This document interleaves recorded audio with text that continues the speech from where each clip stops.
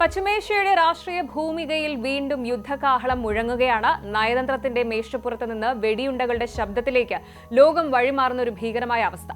തുർക്കി president Recep Tayyip Erdogan ഇസ്രായേലിനെതിരെ നടത്തിയ പുതിയ ഭീഷണി വെറും ഒരു പ്രസ്താവനയല്ല, മറിച്ച് മാറ്റം വന്നുകൊണ്ടിരിക്കുന്ന ആഗോള രാഷ്ട്രീയത്തിന്റെ ഇടിമുഴക്കമാണ്. നെതന്യാഹു ഈ കാലഘട്ടത്തിലെ ഹിറ്റ്ലർ ആണ് എന്ന് എർദോഗാൻ വിളിക്കുമ്പോൾ, അതിന് മറുപടിയായിട്ട് എർദോഗാൻ ഒരു പേപ്പർ ടൈഗർ ആണ് എന്ന് ഇസ്രായേൽ തിരിച്ചടിക്കുമ്പോൾ സമാധാനം എന്നത് വെറും ഒരു സ്വപ്നമായി മാറുകയാണ്. എന്താണ് യഥാർത്ഥത്തിൽ സംഭവിക്കുന്നത് പരിശോധിക്കാം. നയതന്ത്ര ബന്ധങ്ങൾ പാടെ തകരുകയും പകരം സൈനിക ഭീഷണികൾ പരസ്യമായി മുഴങ്ങുകയും ചെയ്യുന്ന ഒരു സാഹചര്യമാണ് ഇന്ന് നിലനിൽക്കുന്നത്. കേവലം വാക്കുകൾക്കപ്പുറം ഈ സംഘർഷം ലോകക്രമത്തെ തന്നെ മാറ്റിമറിക്കാൻ പോകുന്ന ഒന്നാണെന്ന് അന്താരാഷ്ട്ര നിരീക്ഷകർ വിലയിരുത്തുന്നു. ഇസ്രായേലിനെ ലക്ഷ്യം വെച്ചുള്ള എർദോഗാന്റെ സൈനിക ഭീഷണി വെറും ഒരു പ്രസ്താവനയല്ല, മറിച്ച് മാറ്റം വന്നുകൊണ്ടിരിക്കുന്ന ഭൗമരാഷ്ട്രീയ സമവാക്യങ്ങളുടെ പ്രതിഫലനമാണ്. ഇസ്രായേൽ പ്രധാനമന്ത്രി ബെന്യാമിൻ നെതന്യാഹുവിനെ ഈ കാലഘട്ടത്തിലെ ഹിറ്റ്ലർ എന്ന് വിശേഷിപ്പിച്ചുകൊണ്ട് തുർക്കി പുറത്തിറക്കിയ പ്രസ്താവന ആധുനിക രാഷ്ട്രീയ ചരിത്രത്തിലെ ഏറ്റവും കടുത്ത വിമർശനങ്ങളിൽ ഒന്നാണ്. അഡോൾഫ് ഹിറ്റ്ലർ എന്ന പേര് ലോക ചരിത്രത്തിൽ വംശഹത്യയുടെയും ക്രൂരതയുടെയും പര്യായമായിട്ടാണ് കാണപ്പെടുന്നത്. നെതന്യാഹുവിനെ ഹിറ്റ്ലറിനോട് കമ്പയർ ചെയ്യുന്നതിലൂടെ ഇസ്രായേൽ ഗാസയിൽ നടത്തുന്ന സൈനിക നടപടികളെ ഒരു വംശഹത്യയായിട്ടാണ് അങ്കാറ, അതായത് തുർക്കി, ലോകത്തിന് മുന്നിൽ അവതരിപ്പിക്കുന്നത്. ഗാസയിലെ യുദ്ധം 3-ാം വർഷത്തിലേക്ക് കടക്കുമ്പോൾ കൊല്ലപ്പെട്ട പലസ്തീനികളുടെ എണ്ണം 70,000 കവിഞ്ഞു എന്നത് ഈ ഒരു ആരോപണത്തിന് മൂർച്ച കൂട്ടുന്നു. ഇസ്രായേൽ ഒരു വിപുലീകരണ നയമാണ് സ്വീകരിക്കുന്നതെന്നും മേഖലയിലെ സമാധാന ചർച്ചകളെ മനഃപൂർവ്വം അട്ടിമറിക്കുകയാണ് എന്നും തുർക്കി വിദേശകാര്യ മന്ത്രാലയം ആരോപിക്കുന്നു. നെതന്യാഹുവിന്റെ കൈകൾ ഈ കുഞ്ഞുങ്ങളുടെ രക്തത്താൽ കറ പുരണ്ടിരിക്കുകയാണ് എന്ന് തുർക്കി പാർലമെന്ററി സ്പീക്കർ തുറന്നടിച്ചതോടെ ഇരു രാജ്യങ്ങളും തമ്മിലുള്ള നയതന്ത്ര ബന്ധം ഇനിയൊരു തിരിച്ചുവരവ് അസാധ്യമാകും വിധം തകർന്നുവെന്നാണ് മനസ്സിലാക്കേണ്ടത്.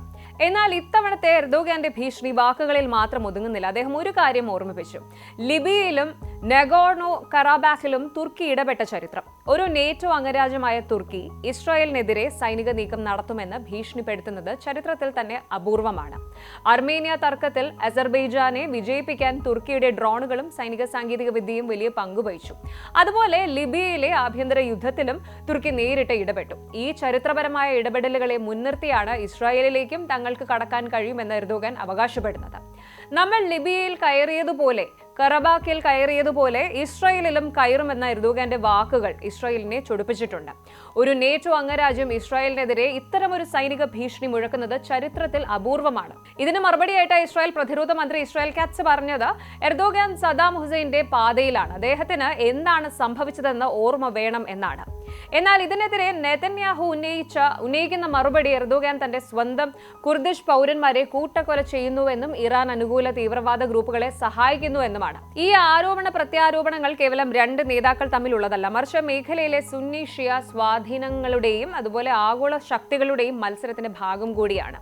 ഈ സംഘർഷം ഇത്രയധികം മൂർച്ഛിക്കാൻ മറ്റൊരു കാരണം കൂടിയുണ്ട്. കഴിഞ്ഞ ആഴ്ച പാകിസ്ഥാനിലെ ഇസ്ലാമാബാദിൽ നടന്ന അമേരിക്ക-ഇറാൻ സമാധാന ചർച്ചകൾ പൂർണ്ണമായിട്ടും പരാജയപ്പെട്ടു. അമേരിക്കൻ വൈസ് പ്രസിഡന്റ് JD വാൻസിന്റെ നേതൃത്വത്തിൽ നടന്ന 21 മണിക്കൂർ നീണ്ട ചർച്ചകൾ പരാജയപ്പെട്ടതോടെ മേഖല വീണ്ടും യുദ്ധഭീതിയിലായി. ആണവായുധങ്ങളുടെ കാര്യത്തിലും മിഡിൽ ഈസ്റ്റിലെ പ്രോക്സി യുദ്ധങ്ങളുടെ കാര്യത്തിലും ധാരണയിലെത്താൻ ഇരു വിഭാഗത്തിനും സാധിച്ചില്ല. അമേരിക്ക മുന്നോട്ട് വച്ച അവസാനത്തെയും മികച്ചതുമായ വാഗ്ദാനം ഇറാൻ നിരസിച്ചത് സമാധാനത്തിനുള്ള അവസാന വാതിലും അടയ്ക്കുന്നതിന് തുല്യമായിട്ടുണ്ട്. ഈ ചർച്ചകളെ അട്ടിമറിക്കാൻ നെതന്യാഹു ശ്രമിച്ചുവെന്ന തുർക്കിയുടെ ആരോപണം ഇതിനോട് ചേർത്ത് വായിക്കേണ്ടതാണ്. അമേരിക്കയും ഇറാനും തമ്മിലുള്ള ബന്ധം വഷളാകുന്നത് മേഖലയിലെ ഇസ്രായേൽ വിരുദ്ധ ഗ്രൂപ്പുകൾക്ക് കൂടുതൽ ഊർജം നൽകുമെന്ന്, ഇത് വലിയൊരു പ്രാദേശിക യുദ്ധത്തിലേക്ക് നയിക്കുമെന്നും നയതന്ത്ര വിദഗ്ധർ ഭയപ്പെടുന്നുണ്ട്. അന്താരാഷ്ട്ര ക്രിമിനൽ കോടതി ICC നെതന്യാഹുവിനെതിരെ ഇതിനകം തന്നെ അറസ്റ്റ് വാറന്റ് പുറപ്പെടുവിച്ചിട്ടുണ്ട്. ഒരു വാർ ക്രിമിനൽ ആയിട്ടാണ് തുർക്കി നെതന്യാഹുവിനെ അവതരിപ്പിക്കുന്നത്. ICC അംഗങ്ങളായ 120-ലധികം രാജ്യങ്ങളിൽ നെതന്യാഹുവിന് ഇനി കാലുകുത്താൻ സാധിക്കില്ല. ഹേഗിലെ അന്താരാഷ്ട്ര കോടതിയിലെ നടപടികളും ഇസ്രായേലിനെ പ്രതിരോധത്തിലാക്കുകയാണ്. തന്റെ രാജ്യത്തിനകത്തും പുറത്തും ഒരുപോലെ നിയമപരമായ വെല്ലുവിളികൾ നേരിടുന്ന നെതന്യാഹു യുദ്ധം നീട്ടിക്കൊണ്ടുപോകുന്നത് തന്റെ അധികാരം നിലനിർത്താൻ വേണ്ടിയാണെന്ന വിമർശനം തുർക്കി ഉന്നയിക്കുന്നുണ്ട്. സമാധാന ചർച്ചകൾ വിജയിച്ചാൽ നെതന്യാഹുവിന് തന്റെ രാജ്യത്തെ കോടതികളിൽ വിചാരണ നേരിടേണ്ടി വരുമെന്നും ജയിൽവാസം അനുഭവിക്കേണ്ടി വരുമെന്നും തുർക്കി വിദേശകാര്യ മന്ത്രാലയം ചൂണ്ടിക്കാട്ടുന്നു. ഈ നിയമപരമായ പ്രതിസന്ധികളെ മറികടക്കാൻ മേഖലയിൽ കൂടുതൽ അസ്ഥിരത സൃഷ്ടിക്കുകയാണ് ഇസ്രായേൽ ചെയ്യുന്നത് എന്നാണ് തുർക്കിയുടെ പക്ഷം.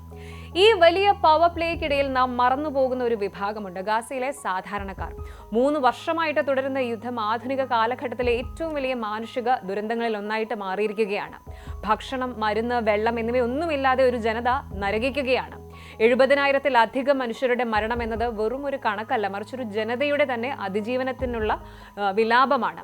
യുദ്ധം ഗാസയുടെ അതിരുകൾ ഭേദിച്ച് ലെബനനിലേക്കും സിറിയയിലേക്കും വ്യാപിക്കുന്നു.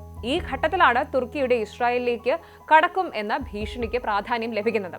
ഇസ്രായേലിന് നേരെ ഒരു വിദേശ സൈന്യത്തിന്റെ ഭീഷണി ഉണ്ടാകുന്നത് മേഖലയിലെ സുരക്ഷാ ബാലൻസിനെ തകിടം മറിക്കും. വാക്കുകളുടെ യുദ്ധം യഥാർത്ഥ യുദ്ധഭൂമിയിലേക്ക് പടരാതിരിക്കാൻ അന്താരാഷ്ട്ര സമൂഹത്തിന്റെ അടിയന്തര ഇടപെടൽ ആവശ്യമാണ്. തുർക്കിയും ഇസ്രായേലും തമ്മിലുള്ള ഈ ഒരു ശീതയുദ്ധം ഇസ്ലാമിക ലോകത്തും പാശ്ചാത്യ രാജ്യങ്ങൾക്കും ഇടയിലും വലിയ ചേരിതിരിവ് സൃഷ്ടിച്ചിരിക്കുകയാണ്.